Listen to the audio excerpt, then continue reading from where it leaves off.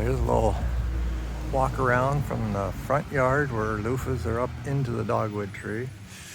Coming across from the fence here that was built to keep the dog in. Pulled it off the house. It's running down through there, those plants. Got quite a few small ones that have popped out that probably won't be able to turn into sponges before the end of the season. But I have a lot of these type here. So some will get eaten or given away, and some will make it to sponge size.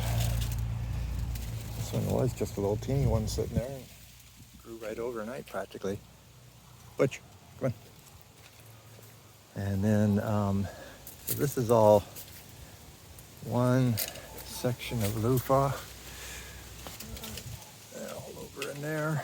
And they come from that plant in the corner there and a plant in the corner here. And they've grown this way up over the trellis.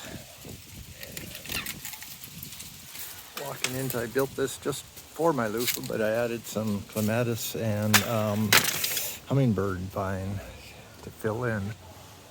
So it goes up and over, and the loofah that were in that corner grew up and came along this way. So I've got kind of a combination of the apple loofah coming out all around here. This is where I picked some from today. 2 of them came out of here and over to here and here.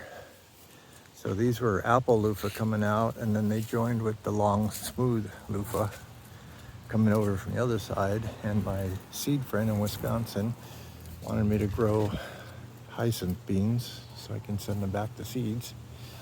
And so those doing pretty good, but not all the plants really did very well. I don't know why. We have a lot of baby loofahs coming out in here. I'll walk around to the back here. So on the other side, you can see I've got a long loofah tucked up in here. Some more the apple loofahs coming down through here.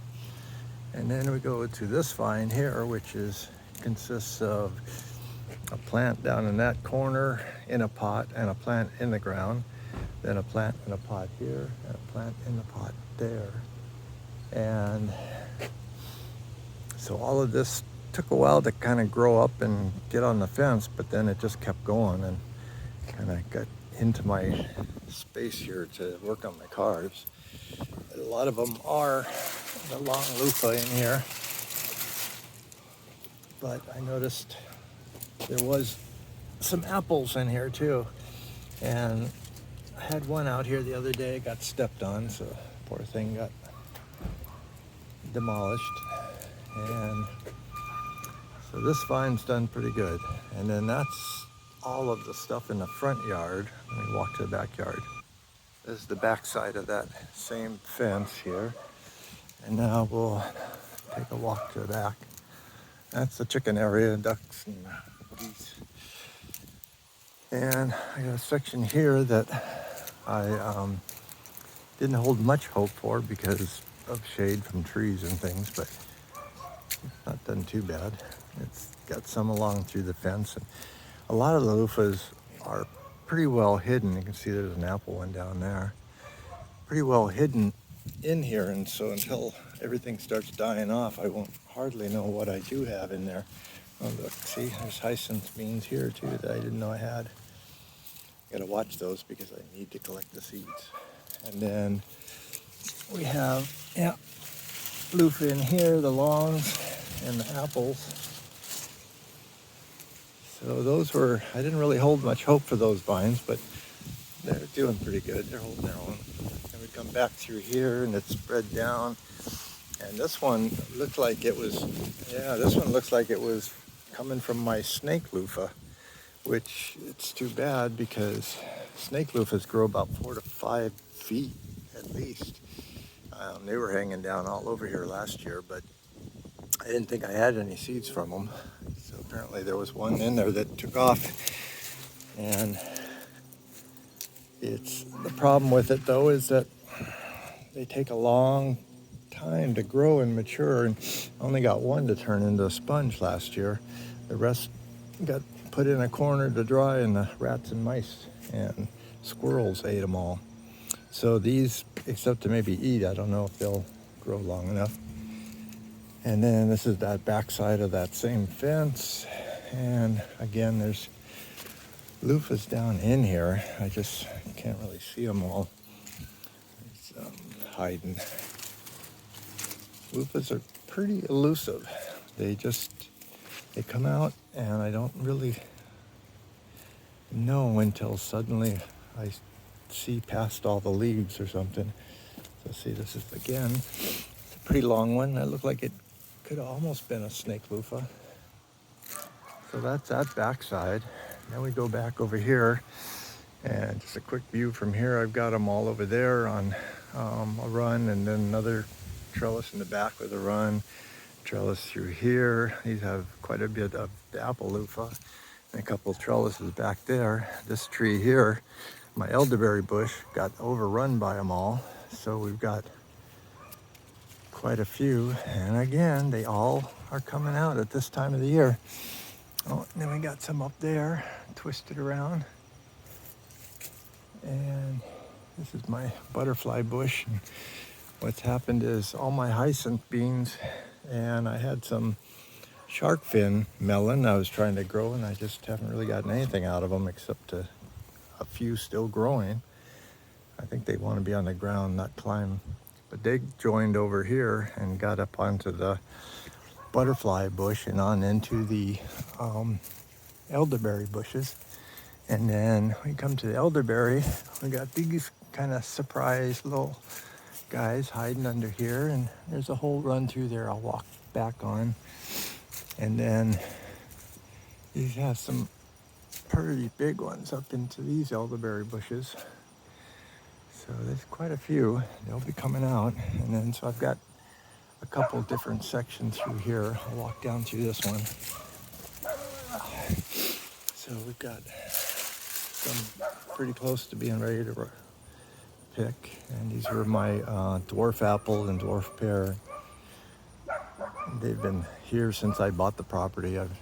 This one put out a lot of apples last year, but it's taken a break again this year. And this whole trellis area here, these were just a few loofah plants, but they took off. And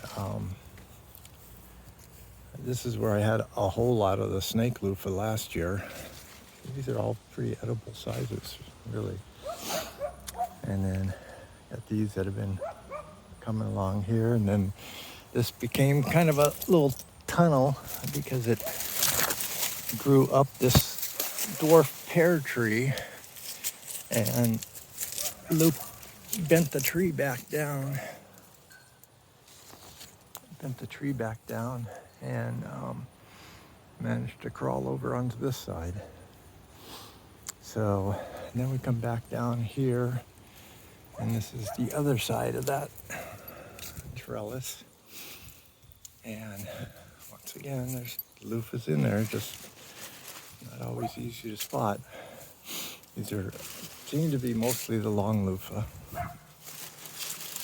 And that goes back under the elderberry. This is the other side of that hyacinth bush, which I put in a few of them along here, and they've grown up. They're finally getting to a point where I can almost take the seeds once they start drying up. So I will be able to give my friend the seeds, I guess.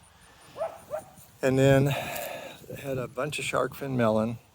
These are the remnants of them. They just, I don't know if something's insect problem or what, but they never put out any fruit, and they had a lot of dried up vines that just died off. Got some apple up in there, and then some more apple came through here. And this is like the original size apple. This is what they should have all looked like from the original hybrid seeds I got, but with breeding to probably these kind of loofahs, they've started to get bigger. You got two small ones here, but then last year they started to get bigger like these guys, which I said are kind of about the size of a small soccer ball. And then these would be my Virginia Huskies too, the F3. So these, some are thicker than the others. This one's really thick. And this is where I picked some of those today from. So we got a whole pile more of them sitting up in here. Hasn't gotten real wet yet, so not too much danger, but if they're sitting on the ground, they're gonna get rotten if I don't deal with them. So these were, I did tomatoes and stuff here the other years, but never really did well, but the Luffa seemed to like it here.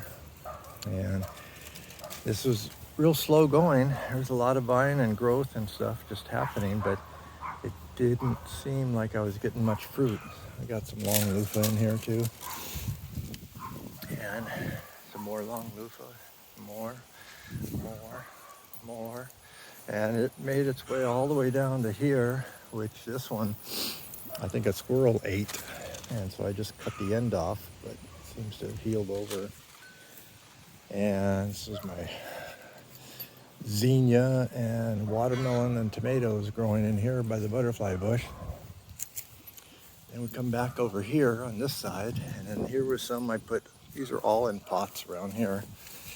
And they haven't really done a lot until just now they're starting to come out with babies. So again, probably only edible type. And then I've got some sorghum, which the sorghum I think came out of a bunch of bird seed that I had and I threw around. And so I had it in the front yard and the backyard. It comes up like little corn stalks. And some more baby ones there. And then this row of Luffa here was pretty slow going also, but then like there's quite a few popped up in there that I can barely see. Some more of my zinnias. I got zinnias kind of spread around. This was all my grape plant and my mountain mint back in here and my coneflowers. This has all become the native and insect garden. What, Nut? That's our chicken named Nut. She thinks I'm gonna find some bugs for her. And so that's this whole section through here. Again, just pumping them out. I don't know, this time of year when the temperature drops like this, it's like its last hurrah. It wants to put out a whole bunch. So again, this is all asters and native type plants just for the insects and the bees. And come down to here, and this is the asparagus garden that was here when I moved in. And mostly my granddaughter and I come out when they're up and we pick them and eat them raw. They're really good. So again, more Luffa on this side and more this size.